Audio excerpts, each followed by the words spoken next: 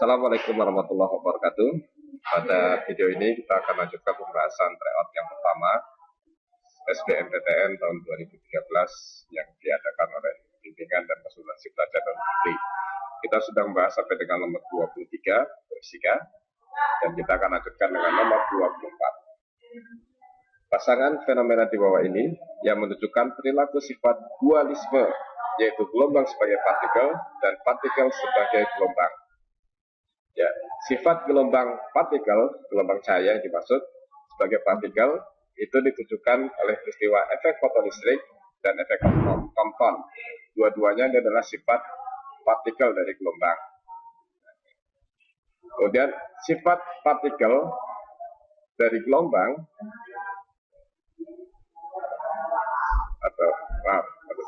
sifat gelombang dari partikel itu ditujukan dari percobaan difraksi elektron. Di elektron dilewatkan pada celah yang mengalami difraksi sebagaimana gelombang yang dilewatkan dalam celah. Nah, di pasangan fenomena yang menunjukkan gelombang sebagai partikel dan partikel sebagai gelombang adalah yang paling tepat jawaban yang B. Itu nomor 24. Selanjutnya nomor 25. Sebuah lampu memancarkan cahaya berfrekuensi 5 Hz pada daya 25 watt. Jumlah foton yang dihasilkan per second. Foton itu adalah energi, paket energi gelombang elektromagnet yang besarnya energinya adalah konstanta Planck dikali dengan frekuensi. Meskipun frekuensinya besar, tapi konstanta Planck itu ordernya 10 pangkat min 34, ini tetap hasilnya kecil.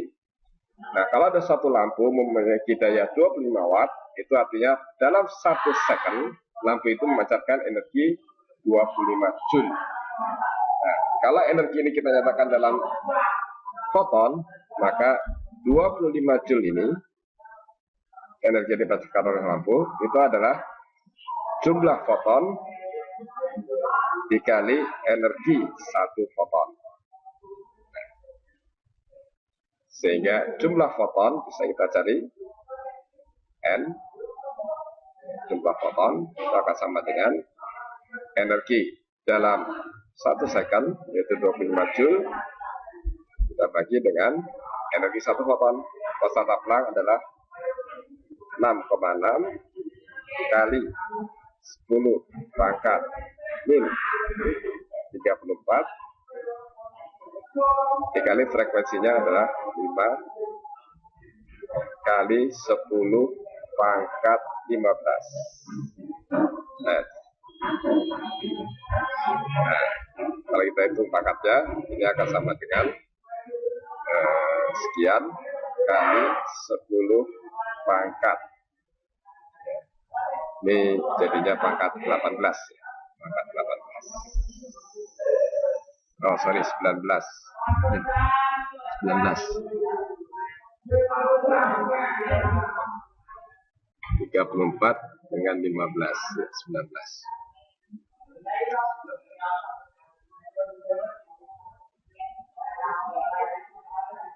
Betul? 34 dikurangi 15, ya, pangkat 19. Jadi kita coret, jadinya 5.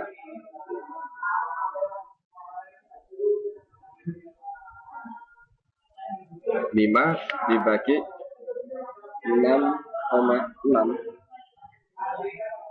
5 dibagi 6,6. Kalau 5 dibagi 6 itu 0,8. Kalau 5 dibagi 6 0,8. Kalau 5 dibagi 6,6 mestinya 0,7. Jadi jawabannya adalah 0,76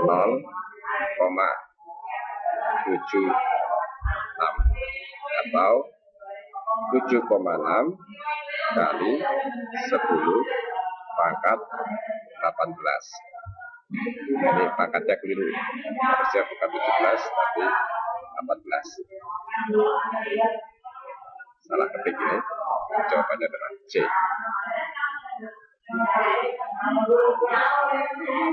Lanjut. Nomor 26.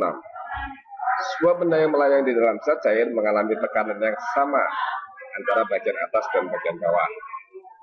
Salah. Mengapa? Karena tekanan di dalam zat cair,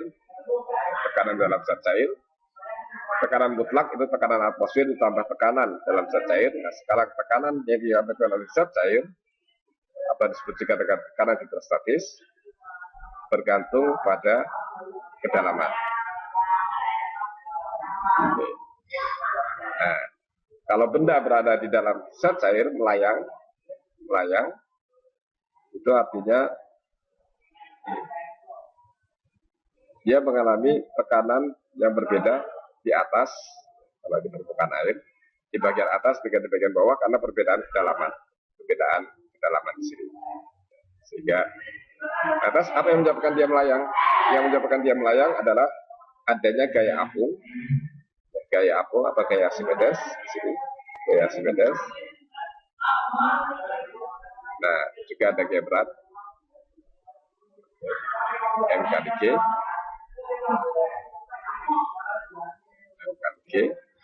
Nah, ini sama. Kalau MG lebih besar, dia akan terus tenggelam sampai dasar. Ini juga berlaku sebenarnya kalau dia terapung di atas juga sama. Yang membedakan adalah massa jenis bendanya. Ya, pernyataan salah. Alasan: semakin dalam benda berada di dalam zat cair, semakin besar gaya angkat ke atas yang dialaminya. Gaya angkat, ini gaya Archimedes, ini besarnya bergantung pada volume, bergantung pada massa jenis zat cair dikali kecepatan gravitasi dikali volume benda yang tercelup di dalam zat cair tersebut. Nah, kalau dia melayang atau berada di dalam zat cair, maka volumenya ya sama saja. Dia ada di sini atau ada di dalam sini, volumenya tetap, sehingga semakin dalam gayanya semakin besar. Adalah salah. Nah, pernyataan salah, alasan salah, maka jawabannya adalah D.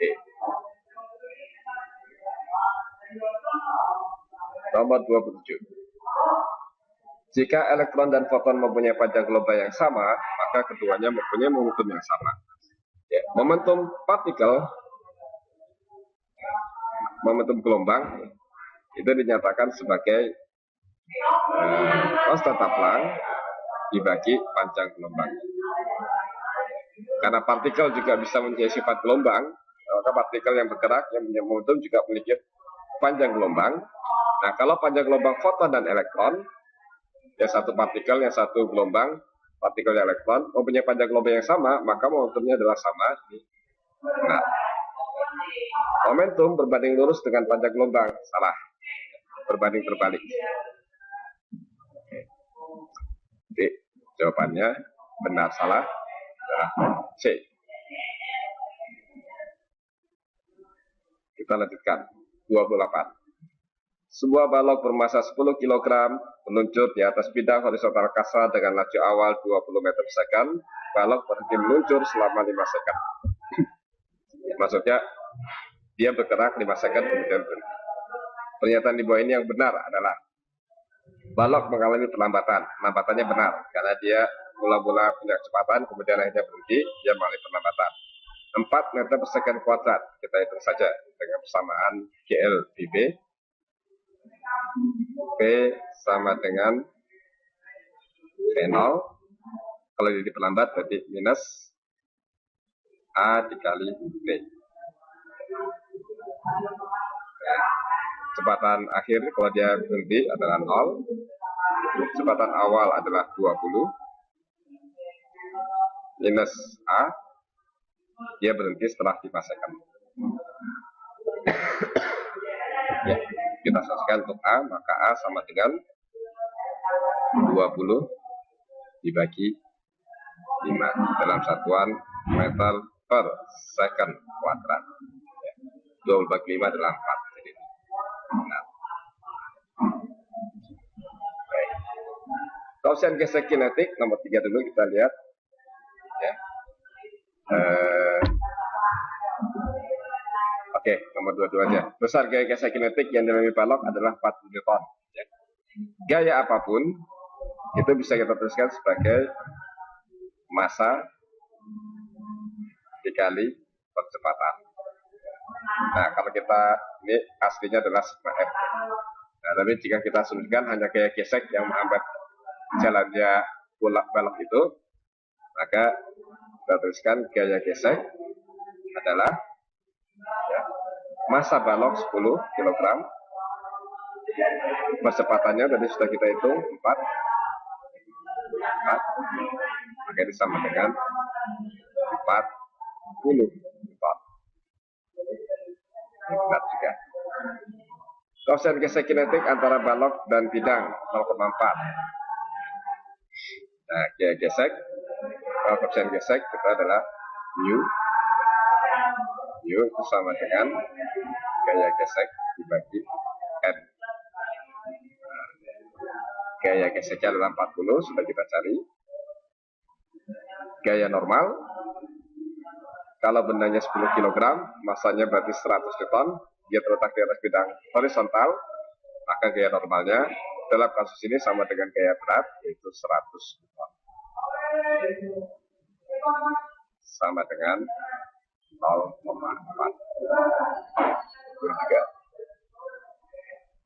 Laju balok 1 detik sebelum berhenti adalah 16. 1 detik sebelum berhenti itu artinya dia sudah berjalan selama 4 second, karena dia berhenti 5 second. Kita masukkan ke persamaan ini tadi, maka V sama dengan V0-nya tetap 20 dikurangi perlambatannya adalah 4, waktunya 4 second. 20 dikurangi 16, 4 meter per second. Ya, ini salah. 1, 2, dan 3 benar. Jawabannya adalah A. Nomor 29, soal relativitas. Pesawat super cepat bergerak terhadap bumi dengan kelajuan V sama dengan 0,6 C. Dimana C adalah kecepatan cahaya. Di dalam pesawat, pulsa cahaya dipancarkan dari sumber S ke cermin, bukan kermin, ke cermin C dan dipantulkan kembali ke S. Peristiwa ini diamati oleh A yang ada di pesawat dan B yang diam di bumi.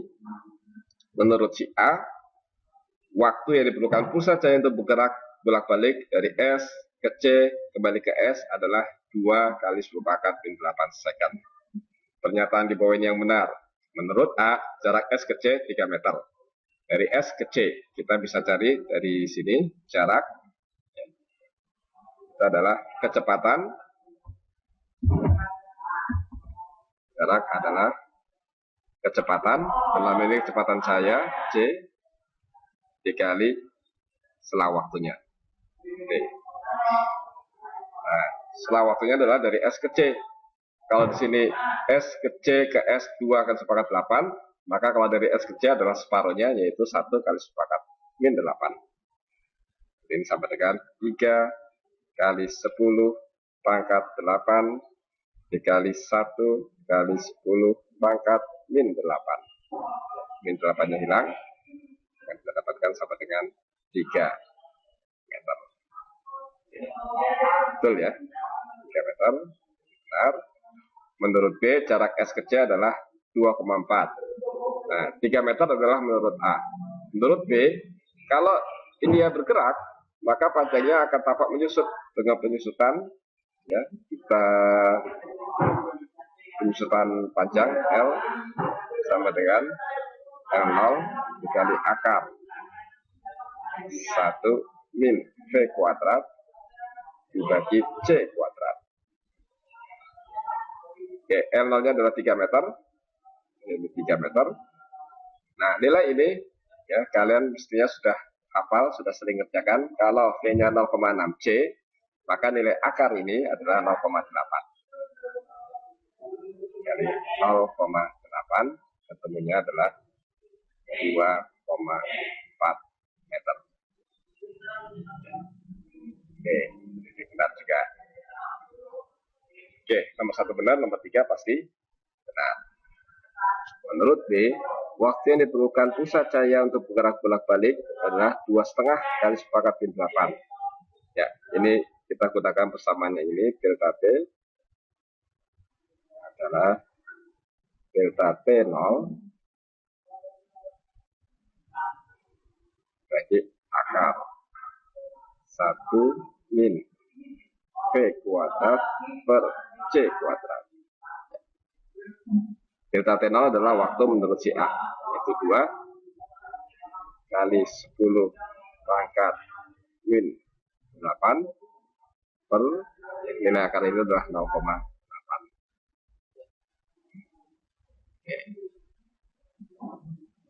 Kemudian adalah 2,5 kali 10 pangkat min 8 second. Terakhir nomor 4, menurut B, kelajuan pulsa cahaya pada saat bergerak dari C ke S adalah 1,2 kali 10 pangkat min 8. Ini salah berdasarkan postulat relativitas khusus. Ya, laju cahaya menurut siapapun, apakah dia bergerak atau diam, apakah sumbernya bergerak atau diam, kemanapun arah geraknya, itu selalu sama, yaitu 3 kali 10 pangkat 8 meter per second.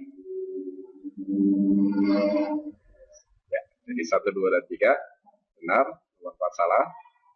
Jawabannya adalah A. Ya, nomor 30. Pernyataan yang benar tentang proses isotermal suatu gas ideal.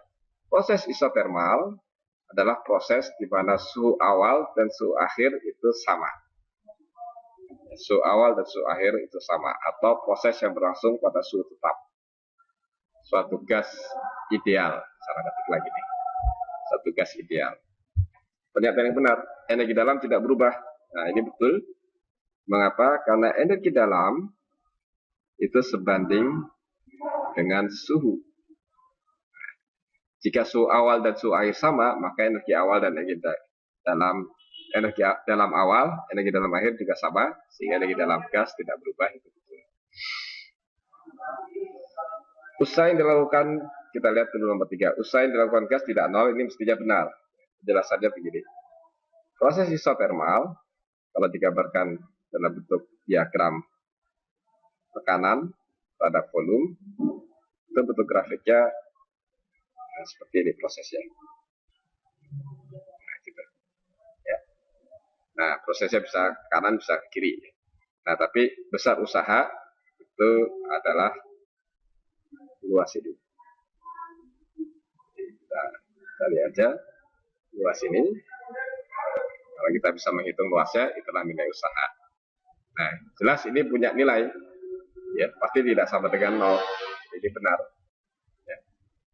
Tidak sama dengan 0 itu bisa positif, bisa negatif. Positif kalau prosesnya volumenya makin besar, jadi dari titik sini ke sini, jadi arahnya ke kanan. Negatif kalau arahnya ke kiri. Positif dan negatif dia tidak 0. Oke. Jumlah kalor yang masuk tidak 0. Nomor 2. Jumlah kalor kita gunakan aja hukum termodinamika yang pertama. I itu sama dengan W ditambah delta U. Yang ini 0 tadi, karena tidak ada perubahan energi dalam. Nah, W-nya kan jelas tidak 0, maka G-nya juga tidak 0. Ini benar. Energi dalam sama dengan kalor yang masuk. Ya, energi dalam itu hanya bergantung pada suhu, sementara kalor itu pengaruh dari luar, bisa berapapun harganya. Ya, jadi ini belum tentu benar. Belum tentu benar, jadi 1, 2, dan 3. Nah, baik. Ya, itu sudah selesai kita bahas semua dari nomor 16 sampai nomor 30.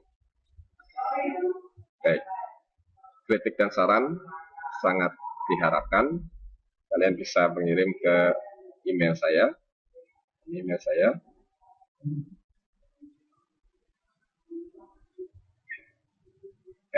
@gmail.com atau bisa mengontak ke PKP Nurul Fikri di Yogyakarta. Baik, sampai jumpa lagi pada pembahasan tryout berikutnya. Assalamualaikum warahmatullahi wabarakatuh.